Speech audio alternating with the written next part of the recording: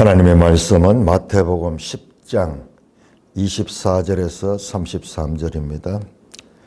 마태복음 10장 24절 제자가 그 선생보다 또는 종이 그 상전보다 높지 못하나니 제자가 그 선생 같고 종이 그 상전 같으면 족하도다. 집주인을 바알세불이라 하였거든. 하물며 그 사람들이랴. 그 집사람들이랴. 그런즉 그들을 두려워하지 말라. 감추인 것이 드러나지 않을 것이 없고 숨은 것이 알려지지 않을 것이 없느니라.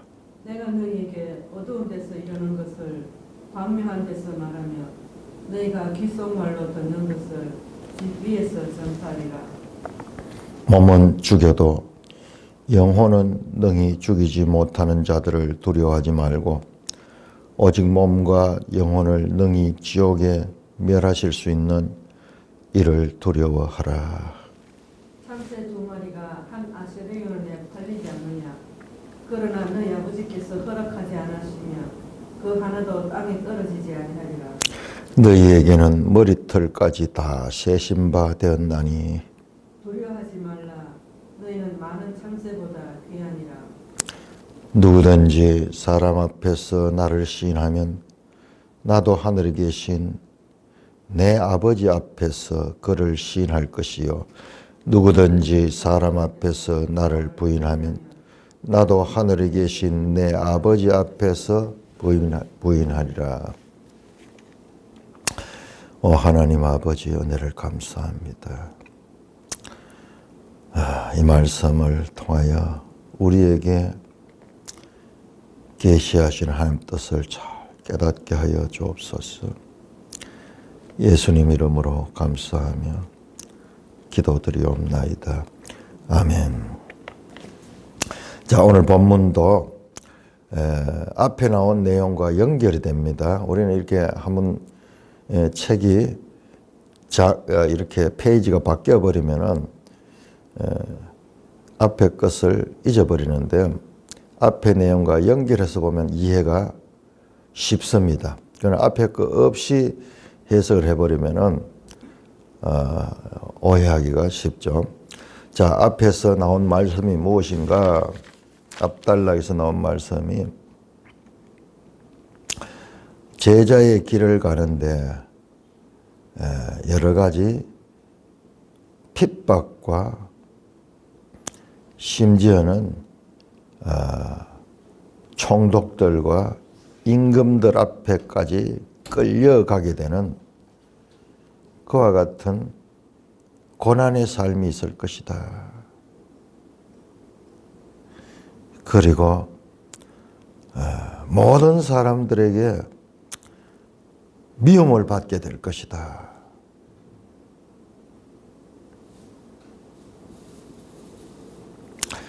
참 난해 구절이 나오죠. 23절. 이스라엘 모든 동네를 다 다니니 뭐지? 인자가 오리라. 이 말씀도 어제 이제 우리 오자매님은 이걸 갖다 부활로 볼 수 있다. 그렇게 생각했는데 이 재림은 아니에요. 재림 아니고 왜? 이어지는 말씀도 계속 이 상황과 연결되는 말씀이에요. 그래서 여기서 인자가 온다는 말은 제가 오늘 이 말씀을 보면서 팍 생각이 나는 게 자, 이 제자들이 당했던 길을요 예수님이 먼저 당하게 될 것이다. 그런 의미로 깨달아져요. 제자들은 그냥 자기들만 그와 같은 이 핍박을 받는 것이 아니라 그 먼저 인자가 먼저 와서 그것을 받을 것이다. 한번 그런 생각을 하고 한번 보세요. 자, 오늘 본문입니다. 그 이야기가 나오는 거예요. 제자가 선생보다 또는 종이 그 상전보다 높지 못하니 갑자기 제자와 선생을 비교하고 종과 상전을 비교합니다. 왜? 제자가 그 선생 같고 종이 그 상전 같으면 족하되다. 무슨 말이냐 그러면은 선생과 제자가 같다는 거예요. 같다는 거예요. 그 제자가 선생 이상으로 될 수 없다는 거예요. 근데 제자도 너무 막 열심히 공부한 사람 선생보다 능가한 사람이 있잖아요. 여기에서 그 뜻이 아니고 이어지는 내용을 보세요. 집주인을 바알세불이라 하였거늘 하물며 그 집 사람들이야. 이게 보니까 이 비교는요. 집주인, 앞에 나오는 선생 또는 상전 그리고 집주인 이게 같은 의미예요. 이게 같은 대상을 가리키는 얘기예요.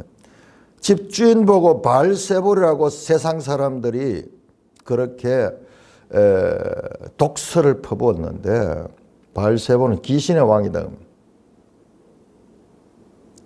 우리 앞에서 나왔잖아요. 그가 귀신 들렸다. 9장 34절에서 그가 귀신의 왕을 힘입어서 저렇게 말한다. 그렇게 말했잖아요. 그 귀신의 왕이 누구냐 그러면 바로 바알세불이라. 예수님이 바알세불이라고 그렇게 이적과 기사를 행하고 그렇게 능력을 보였는데도 불구하고 일부는 그를 믿고 하지만은 그러나 서기관과 바리새인들은 저가 귀신의 왕을 힘입어 저렇게 일한다. 그렇게 이야기했잖아요. 예수님한테 귀신의 왕에 속해 있는 자다. 그렇게 말했다면 하물며 그 집 사람들, 영어 집주인은 오이코데스프레스, 오이코데스포, 오이코데스 포테스, 오이코데스 포테스 집주인이고 그 다음에 그 집 사람들 오이카코스 가족들 그 집의 멤버들 구성원들 집이 있으면은 주인이 있고 그 다음에 그 가족들 있잖아요. 그러니까 이게 뭐 주인이 아버지라 그러면은 그 가족들은 부인과 자녀들 같이 동거하는 사람들 포함이 되겠죠. 그러니까 그 집 주인이 바알세불 귀신의 왕이라 그러면은 그 집 사람들은 얼마나 하물며 멜론, 머치모 더욱더 그 사람들은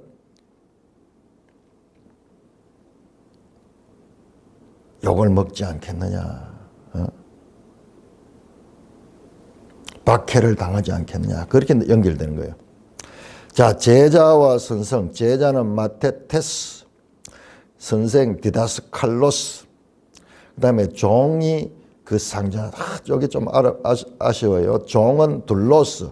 그 다음에 그 상전을 했는데 상전이라기 표현보다는 큐리오스, 주인이에요. 주인. 종과 주인이.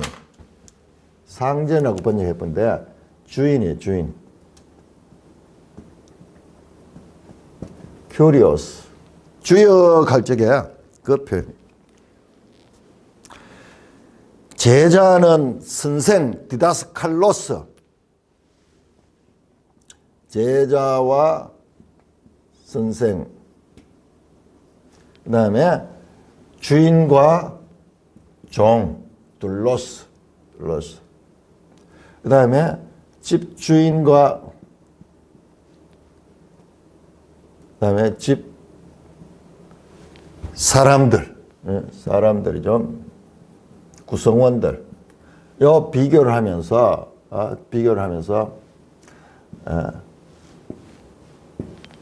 요 선생, 주인,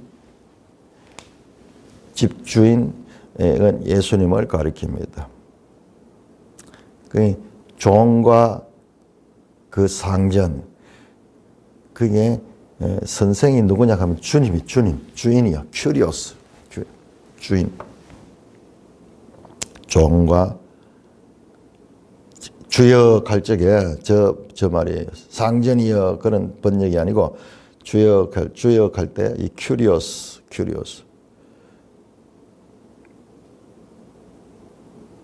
종은 둘로스 유명하죠. 둘로스. 그러니까 앞의 내용과 연결하면은 이제 앞의 내용도 바로 이해되고 이 본문도 제대로 이해돼.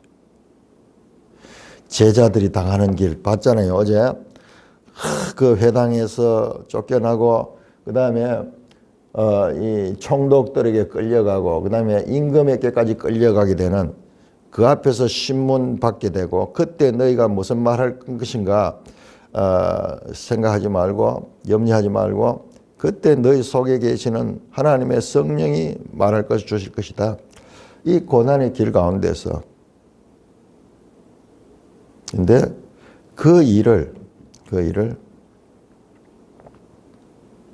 주님이 다 가시는 길이다. 제자들만 가는 길이 아니라 지금 말씀하시고 있는 인자 곧 주님께서 그 일을 다 당하게 되실 것이다 라는 말씀입니다. 그래서 오늘 읽었던 24절에서 33절은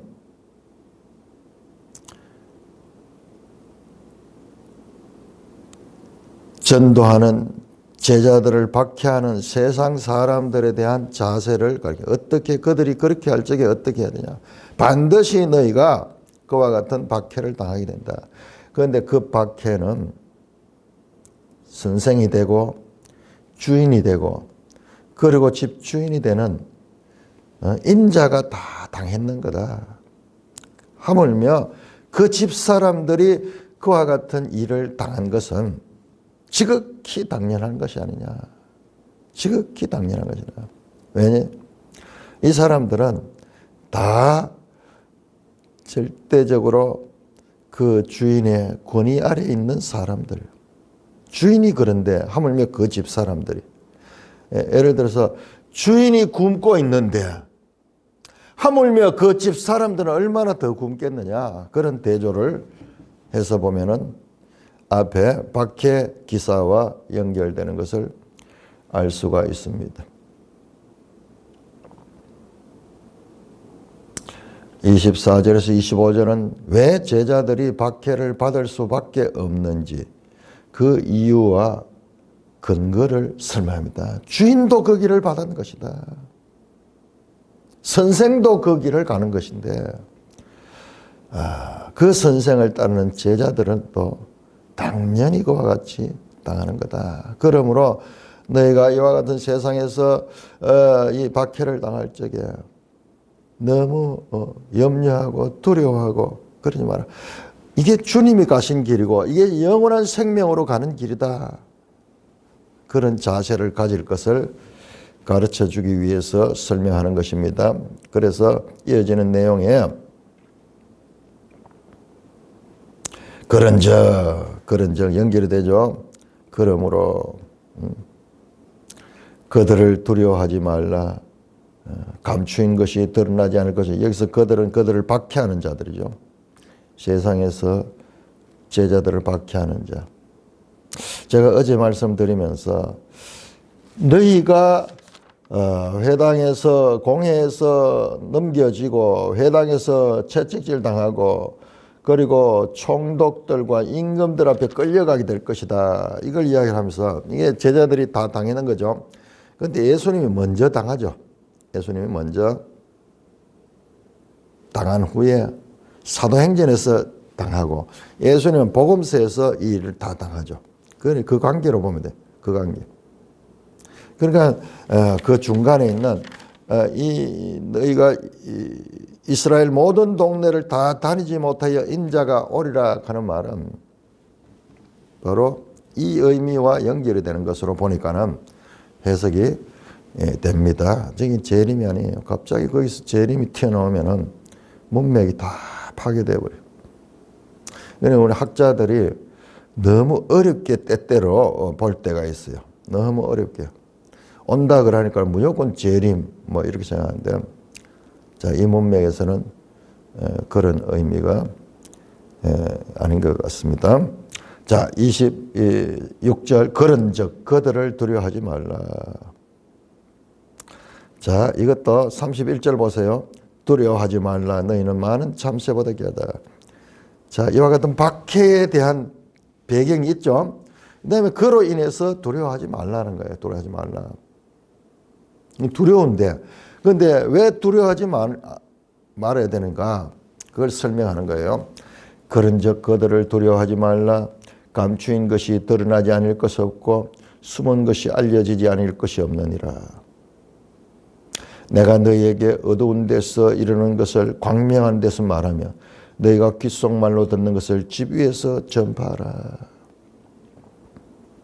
공개적으로 당당하게 복음을 전파하라고 말씀하고 있습니다. 감추어진 것이 드러나게 된다. 숨은 것이 알려지지 아니할 것이 없다. 내가 어두운 데서 이런 것을 광명한 데서 말하며 귓속말로 작게 들었는 것을 집 위에서 확성기를 대고 전파하라. 제자들은 종말론적 신앙을 가지고 담대하게 복음을 전파하라는 말씀입니다. 결국 모든 것은 하나님에 의해 드러나고 진리가 승리하게 돼 있으므로 두려워 말고 공개적으로 담대하게 복음을 전파하라는 말씀입니다. 그런데 이게 불가능하죠. 제자들이 이게 안 되죠. 마찬가지로 이 일도 오순절 성령이 그들 가운데 강림하시고 성령 세례를 받고 이 제자들이 변화하여서 사도행전 보면은 처음부터 끝까지 베드로가 그리했고 나중에는 이 제자 중에 속하지 않았지만은 바울 사도도 그와 같이 하고 있죠. 그러면은 그 베드로와 바울 이외의 다른 제자들은 어땠을까요? 그걸 일일이 다 기록하지 않았지만은 오늘 말씀을 보면은 다 그와 같은 고난의 삶을 살았네요. 박해를 당하고 그러면서 잡혀가고 신문을 당하고 미움을 당하고 저주를 당하고 그렇게 살아요. 그래서 우리는 12제자를 참 소홀하게 생각하기 쉬워요. 왜냐 그러면 천주교에서 막 성인 숭배 그래가지고 막 사람을 너무 띄우는 바람에 우리는 오직 그리스도 이외에는 아무도 높이지 못. 자라보고 놀란 가슴 소뚜껑 보고 놀란다 그러고 천주교는 뭐 전부 다 막 성인을 만들어 가지고 숭배해요. 성인 숭배. 그런데 우리 개신교는 그런 면에서 그 천주교의 잘못된 행태 때문에 정말 중요한 12사도들조차도 우리가 무시할 수가 있는데 그러면 안 돼요. 안 돼요. 자, 우리 이 성경에서 12사도를 별로 강조하고 있지 않아요. 그렇지만은 마지막 궁극적으로 새 예루살렘 성에 모든 기초가 12기초석인데 그 12기초석이 다 이 12제자들의 이름이 거기에 새겨져 있어요. 12제자는 신약시대, 교회시대, 그리고 저 새하늘 새 땅으로까지도 이어지는 그와 같은 모든 것의 기초가 되는 인물들이에요. 기초석과 같은 거예요. 기초석을 우리는 예수님을 갖다가 모퉁이 돌이라고 교회의 모퉁이 돌이라고 그렇게 말씀하는데요.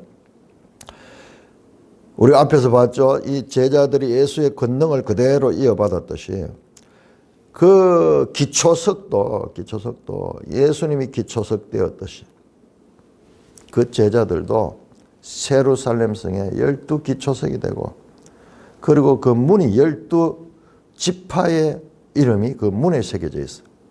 오히려 우리 생각에는 시간적으로도 그렇고 수적으로도 그렇고 12지파가 기초석이 되고 그 다음에 그 위에 이 12제자가 있을 건데 그 반대예요. 그 반대. 실체가 뭐냐? 실체가 12 제자가 실체고 12 지파는 그림자예요. 그림자. 그만큼 신약과 구약의 관계가 연결되면서도 다른 차원이다. 다른 차원.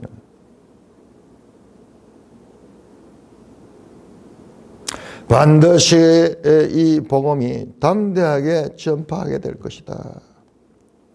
그러면서 계속 이어집니다. 몸은 죽여도 영혼을 능히 죽이지 못하는 자를 두려워하지 말고. 자, 이것도 계속 연결입니다. 박해, 제자들이 박해를 당할 때의 사건과 연결입니다. 오직 몸과 영혼을 능히 지옥에 멸할 수 있는 이를 두려워하라. 참새 2마리가 한 아사리온에 팔리지 않느냐. 한 아사리온은 16분의 1 데나리온이니까는, 그것도 2마리가 한 아사리온이니까는 그야말로 헐값이에요. 요즘 치면 1,000원 주면은 2마리를 살 수 있는 그런 하찮은 가격입니다. 참새 2마리도 가장 값싸게 취급당하는 참새 2마리도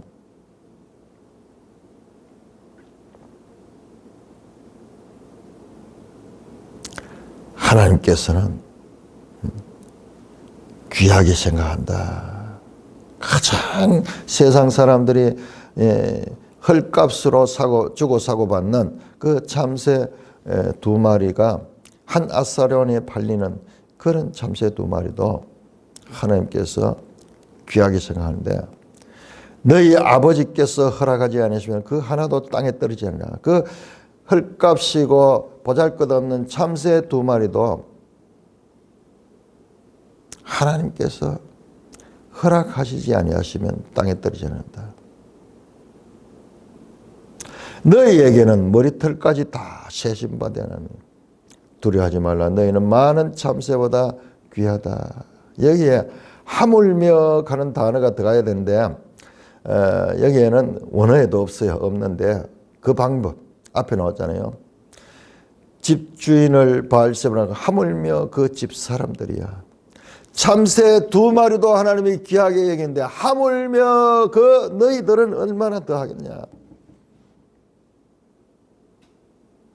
6장 26절에서 30절은 공중에 나는 새를 보라. 그 새들도 입히며 들의 들꽃을 보라. 저 들꽃도 솔로몬보다 더하긴데 하물며 너희일까 보냐. 작은 것에서 그 다음에 중요한 것을 가리키기 위한 이와 같은 수사법, 칼 와호메트, 랍비의 전통적 수사법이에요.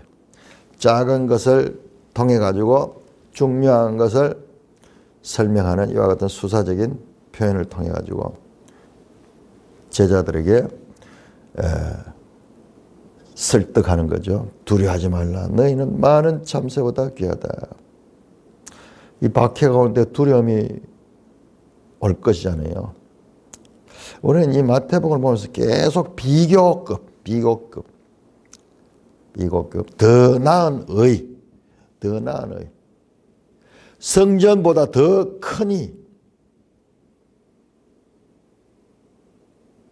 요나보다 더 크니, 솔로몬보다 더 크니, 이 비교급이 계속 나오는. 이게 왜 그러냐면 구약과 신약의 이 비교예요. 그러니까 신약이 훨씬 더 중요하고 훨씬 더 실제적이고 훨씬 더 본질이다. 구약은 이 신약으로 나가기 위한 그와 같은 하나의 과정이었다.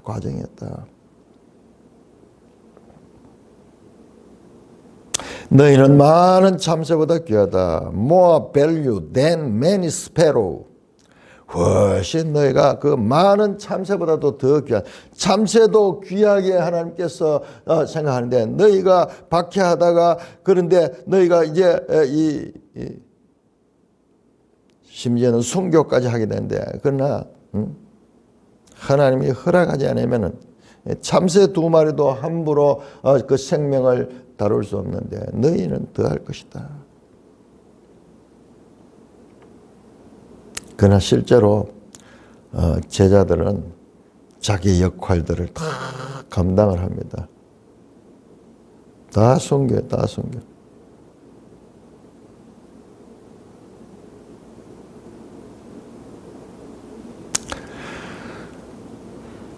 32절입니다. 누구든지 사람 앞에서 나를 시인하면 나도 하늘에 계신 내 아버지 앞에서 그를 시인할 것이요. 누구든지 사람 앞에서 나를 부인하면 나도 하늘에 계신 내 아버지 앞에 부인하지. 계속 연속이죠. 공회 앞에 잡혀가고 그 다음에 총독들 앞에 임금들 앞에 잡혀가서 거기에서 예수님을 시인하고 끝까지 그 믿음을 지켜라. 사람들 앞에서 내 아버지 앞에서를 대조를 시킵니다. 땅의 심판대와 그리고 하늘의 심판대를 대조하고 있습니다. 특별히 여기 나오는 앞에서라는 단어, 내 아버지 앞에서, 사람 앞에서, 내 아버지 앞에서, 사람 앞에서 계속 반복돼 나오죠. 사람 앞에서 또는 아버지 앞에서라는 그 앞에서라는 단어는 엠프로세텐. 그 다음에 시인하다. 나를 시인하면 내 아버지 앞에서 그를 시인할 것이요. 시인하다. 호모로기요. 그 다음에 부인하다. 아르네오마이, 전부 다 이 법정적 용어, 법정에서 해오는 용어입니다. 자, 우리 한번 볼까요? 25장, 마태복음 25장 32절, 25장 32절. 모든 민족을 그 앞에 모으고 각각 구분하기를 목자가 양과 염소를 구분한 것이라. 모든 민족을 하나님 앞에 모으고 그 앞에서는 앞에 이게 하나님 최후의 심판을 나타내는 그와 같은. 그러므로 땅의 법정과 하늘의 법정을 대조해서 말한 거냐. 너희가 땅의 법정에서 행한 것이 하늘 법정의 판단에 영향을 미친다. 땅의 법정에서 끝까지 주님을 시인하고 믿음을 저버리지 않으면 하늘 법정에서도 그와 같이 시인받을 것이지만, 그러나 하늘 사람 앞에서 이 땅의 법정에서 두려움과 그 다음에 이 고난 때문에 예수님을 부인하면 하늘 아버지 앞에서도 부인받게 될 것이다. 사람들 앞에서 예수님을 시인한 것은 우리의 영원한 운명을 결정짓는 것이다. 자, 34절에서 42절까지 교도하겠습니다. 자, 제자들 선교, 설교 마지막 단락입니다. 마지막 단락. 34절, 10장 34절에서 42절까지. 10장 34절입니다. 내가 세상에 화평을 주러 온 줄로 생각하지 말라. 화평이 아니요 금을 주러 왔노라. 내가 온 것은 사람이 그의 아버지와 딸이 그의 어머니와 며느리가 시어머니와 불화하게 하려 함이니 사람의 원수가 자기 집안 식구리라. 아버지나 어머니를 나보다 더 사랑하는 자는 내게 합당하지 아니하고 아들이나 딸을 나보다 더 사랑하는 자도 내게 합당하지 아니하며 또 자기 십자가를 지고 나를 따르지 않는 자도 내게 합당하지 아니하리라. 자기 목숨을 얻는 자는 잃을 것이요 나를 위하여 자기 목숨을 잃는 자는 얻으리라. 너희를 영접하는 자는 나를 영접하는 것이요 나를 영접하는 자는 나를 보내신 이를 영접하는 것이니라. 선지자의 이름으로 선지자를 영접하는 자는 선지자의 상을 받을 것이요 의인의 이름으로 의인을 영접하는 자는 의인의 상을 받을 것이요 또 누구든지 제자의 이름으로 이 작은 자 중 하나에게 냉수 한 그릇이라도 주는 자는 내가 진실로 너에게 이르노라. 그 사람이 결단코 상을 잃지 아니하리라 하시니라. 자,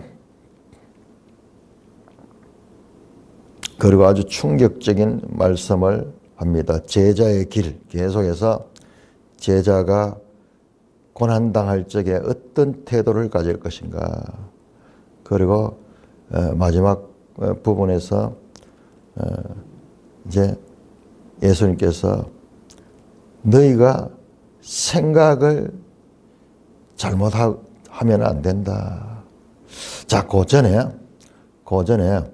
자, 여러분, 내가 세상에 화평을 주러 온 줄로 생각하지 마라. 화평에는 금을 주러 왔다. 내가 온 것은 오다. 요게 에르코마이거든요. 오다.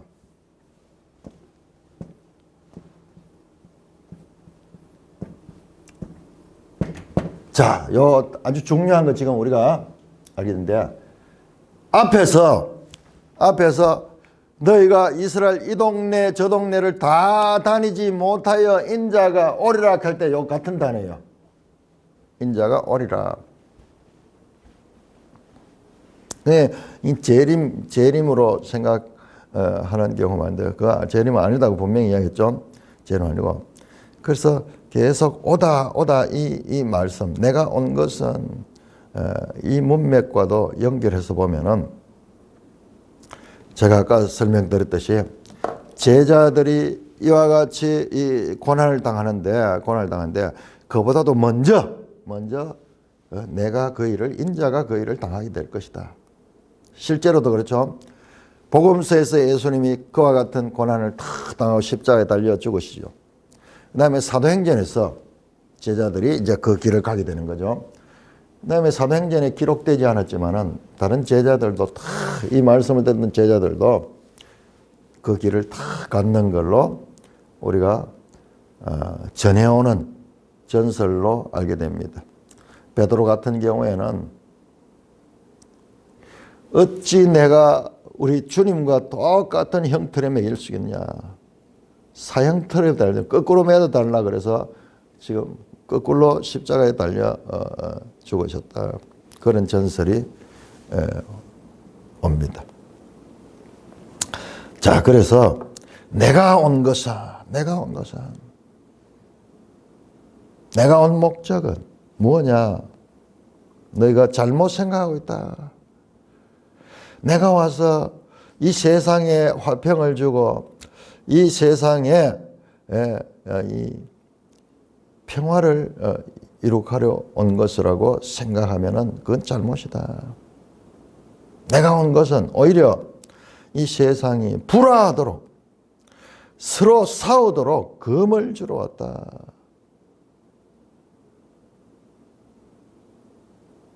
충격적인 말씀이죠. 이 무슨 뜻이냐 그러면은 세상과의 싸움입니다. 세상과에서 예수님이 오신 것은 참으로 화평하게 하려 온 것입니다. 화평케 하는 자는 복이 있나니 천국이 그들의 것이라 말씀하신 분이 지금 불화하게 하라고 왔다고 말씀하니까는 충격적이죠. 그러나 진정한 평화가 오기 위해서는 이 세상과는 불화를 감수할 수 있어야 된다. 이 세상의 주권이 하나님의 주권 앞에 복종하지 아니하면은 이 둘과의 관계는 불화할 수밖에 없다. 사람들은 새로운 주권을 거절하고 그리고 이 땅에 불화를 염려해서 예수님을 배척하고 그 예수님을 영접하지 아니할 수 있게 됩니다. 예수님의 온 목적은 세상과는 불화하되 하나님과의 관계에서 화평을 가지게 하시는 것이요. 사람의 원수가 자기 집안 식구라. 정반대 말로 사람이 집안 식구를 가장 사랑하죠. 부모는 자식을 위하여, 자식은 또 부모를, 우리나라 같은 유교에서 얼마나 자식들도 부모를 섬겼습니까? 끔찍하게 섬겼죠. 상상을 초월하는 그런 법을 가지고 있었죠. 부모가 죽으면은 심지어는 3년 동안 그 부모가 묻힌 무덤가에 초막을 지놓고 거기서 3년을 살았다는 거예요. 3년. 응?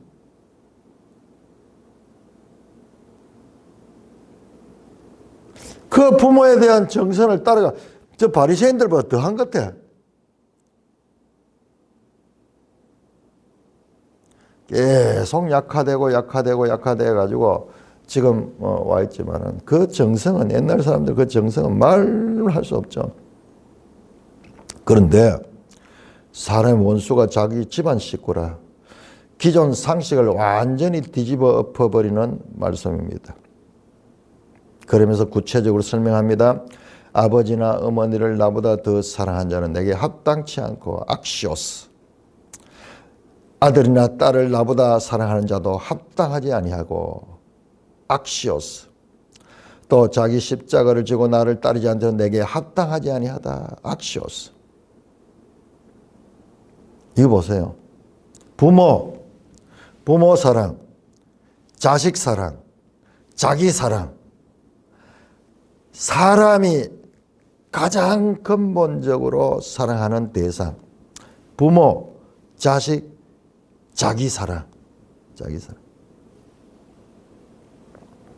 가족 사랑이죠. 한마디로. 가족은 세상의 최고 사랑의 관계입니다. 그러나 주님의 제자들에게 있어서 이 가족은 무시하라는 게 아니에요. 이게 오해하기 쉬운데요. 그보다도 더 우선적으로 주님을 사랑한다. 왜? 주님은 우리의 영원한 하나님 나라의 주인이시기 때문에 그렇다. 육신의 부모는 우리를 그 몸을 통해서 낳아주신 분이기 때문에 십계명에서도 네 부모를 공경하라 그러지. 이 오해해가지고 그걸 그렇게 생각하면 안 돼요. 그보다도 더 큰 천지 만물의 창조자시고 우리도 그분의 피조물들이다. 그러므로 앞에서 나왔듯이 그냥 육신의 몸만 죽이는 자보다도 몸과 영혼을 죽이는 자를 더 두려워해야 되듯이 마찬가지로 우리가 사랑하는 것도 이 육신의 눈에 보이는 그 관계, 그보다도 더 큰 그 하나님을 더 사랑해야 된다. 39절 자기의 목숨을 얻는 자는 잃을 것이요 나를 위하여 자기 목숨을 잃는 자는 얻으리라. 푸시케 목숨을 구원하려고 얻는 자, 구원하려고 애쓰는 자, 자기 목숨을 보존하기 위해서 막 애를 쓰는 자는 오히려 역설적으로 영원한 생명을 잃어버리게 될 것이고, 나를 위해서 자기 목숨, 이 땅에 유한한 썩을 수밖에 없는 이 주어진 이 목숨을 잃는 자는 영원한 생명을 얻게 될 것이다. 역설적인 진리가 선포되고 있습니다. 제자의 길에 있어서 그 삶이 어떠해야 되는가, 어떠한가를 가르치고 있습니다. 결론적으로 자, 그렇게 했을 경우에 제자들이 이제 나가서 복음을 전파할 적에 너희를 영접하는 자는 나를 영접하는 것이요 나를 영접하는 자는 나 보내신 이를 영접하는 것이다. 이야. 자, 이거 놓치면 안 됩니다. 제자들이 가서 전도할 적에 너희가 그 어느 지역에 가든지 그 지역의 어느 한 집에 머물고 너희를 영접하는 자는 그 복이 그들에게 일 것이요 너희를 영접하지 않는 자는 그의 먼지를 털어버리고 나오라. 자, 이 전부 다 지금 전도하는 그 과정에서 가져야 될 태도에 대한 말씀이죠. 그리고 마지막 결론적으로 너희를 영접하는 자는 나를 영접한 것이요. 나를 영접하신 것은 나 보내신 이를 영접한 것이다. 와, 제자들 영접은 곧 예수님이고 예수님 영접은 하나님을 영접하냐 하나님. 자, 이와 같은 관계로 형성이 연합관계, 연합관계. 그러니까 이 너희 아버지라고 해서 너희 아버지 곧 나의 아버지 예수님의 아버지 너희의 아버지다 하나님이다. 바로 이와 같은 연합을 말씀합니다. 너희를 영접하는 자는 나를 영접하는 것이요 나를 영접하는 자는 곧 나 보내시니라. 임마누엘은 너희 속에 임마누엘 하고 있다. 선지자의 이름으로 선지자를 영접하는 자는 선지자의 상을 받을 것이요 의인의 이름으로 의인을 영접하는 자는 의인의 상을 받을 것이요. 자, 마찬가지로 지금 비유적으로 작은 것에서 큰 것으로 가는 이 수사적인 표현. 공중에 나는 새들, 그 다음에 들의 꽃들, 그 다음에 한 아스라엘에 2마리 팔리게 되는 그 참새들, 작은 참새들, 그보다 너희가 더 귀하다. 그 순서대로 마찬가지로 지금 선지자나 의인들보다도 여기서 의인이라는 것은 의인이 없죠. 모든 사람이 죄인인데 그 가운데서도 이 의롭게 사는 사람 상대적인 개념이죠. 절대적인 개념이 아니고 그러니까 구약의 선지자 그 다음에 구약의 의로운 사람들 그 사람들을 영접하는 자가 선지자의 상을 선지자들이 받을 상을 그들이 받게 되고 의인을 영접하는 자는 의인들이 받을 상을 그들이 받게 된 것이다. 앞에서도 이 제자와 예수님과 하나님의 연합관계면은 그 다음에 선지자와 영접하는 자가 연합관계가 되고 의인과 영접하는 자가 연합관계가 돼요. 자, 그 다음에 중요한 말은 이제 나옵니다. 42절 또 누구든지 제자의 이름으로 앞에는 선지자의 이름으로 의인의 이름으로 제자의 이름으로 이 작은 자 중 하나에게 냉수 한 그릇 주는 자는 내가 진실로 그 사람은 결단코 상을 자. 오히려 이 제자들이 선지자나 의인들보다도 더 큰 상을 받는. 누구든지 제자의 이름으로 이 작은 자 중 하나에게 냉수 한 그릇 주는 자, 작은 자, 테크나.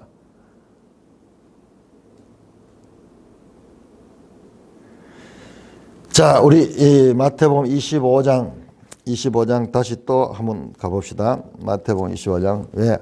지금 이 말씀이 마태복음 25장과 인크로즈를 이루고 있어요. 마지막 설교거든요. 5설교가 있는데 마지막 설교가 마태복음 24장, 25장인데 마태복음 25장 40절.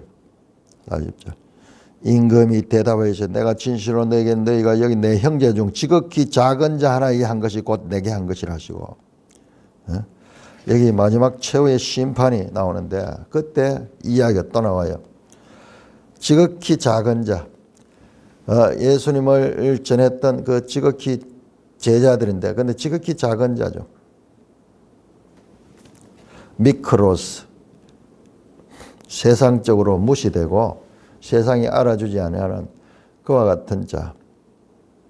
근데 그 복음을 전한 자에게 냉수 한 그릇을 주는 자는 내가 진실로 너에게는 그 사람은 결단코 상을 잊지 않을 거라.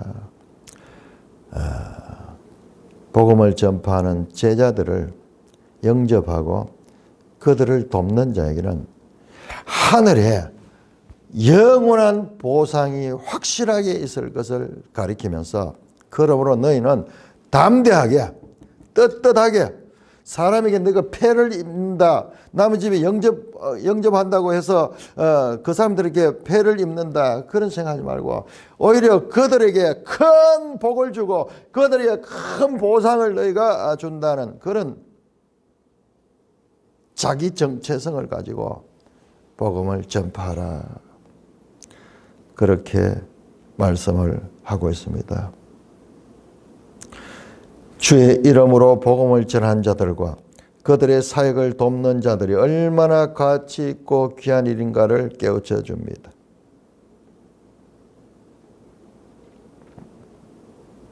이렇게 해서 특별히 이 마지막 40절에 42절 이것은 마태복음 25장 우리가 방금 봤던 31절에 46절 여기에서 더 확대가 됩니다. 이렇게 해서 10장 5절에서 42절까지 파송 설교, 제자들을 파송하면서 그 제자들이 어떻게 너희가 그 제자의 길을 가는데 어떠한 일들이 있을 것이며 그때 어떻게 너희가 태도를 가지고 이겨내면서 마침내 이 선교 사역을 해야 될 것인가를 설명하는 내용으로서 제자 설교는 이렇게 끝이 납니다. 자, 그 다음에 보세요. 11장 1절 예수께서 12제자에게 명하기를 마치사 그러면서 이 설교가 하나 끝이 났다는 것을 분명하게 표시를 하고 있죠. 이런 식으로 마태는 의도적으로 5장에서 7장의 산상설교 그리고 10장 5절에서 42절의 제자 파송설교 이렇게 지금까지 우리가 2개의 설교를 봤고 앞으로 또 3개의 설교를 더 보게 될 거예요. 마가복음과 마태복음은 아주 비슷한 부분이 많거든요. 그런데 차이점은 마태는 16장까지 밖에 없잖아요. 17장입니까? 거의 반텀밖에 안 돼요. 마태복음 28장까지인데 똑같은 사건들이 많이 나오는데 왜 차이가 나냐? 마태복음에는 이 설교가 5편이 들어있어요. 예를 들어서 산상설교는 3장에 무려 3장에 걸쳐 되어 있죠. 그 다음에 이 제자 파송 설교도 거의 1장을 차지하고 있죠. 이제 다음에 나오게 될 13장의 그 천국 설교, 씨 뿌리는 비유가 나오는 그 천국 설교도 1장 길게 나오게 됩니다. 그러니까 양이 2배가 되는 거예요. 2배가. 마가는 주로 예수님의 행적을 중심으로 묘사했다 그러면 마태는 그 행적과 예수님의 가르침을 견고하게 정교하게 그 가르침을 배치를 해가지고 치밀하게 이 마태복음이 구성되어 있다는 것을 우리가 알 수가 있습니다. 찬송가 341장입니다.